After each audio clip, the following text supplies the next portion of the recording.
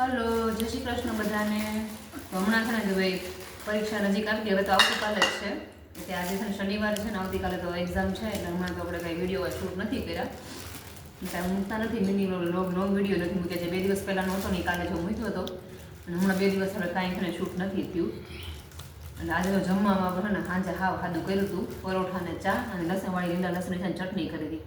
મેશ્વાબેનને જો ચટણી બહુ ભાવે એટલે એક રોટલી પૂરી કરી દીધી, થોડાક તો બાકી છે. સેસેજ બોળી થાય તીખું તો બેનને ભાવે જ છે. અને એમાંથી જો બધાને પેટ ન ભરાણું ને તો બધા છે ને સિંગ ભજીયા અને સિંગ લઈ લીધું. રોજનું ઉલડી દીધું એમ ન કરાય, જેમાં પછી સિંગ તો ચપટી જોઈશ તે બધાને. અને જો મેશ્વાબેન પણ એને ટેવ પડી ગઈ છે.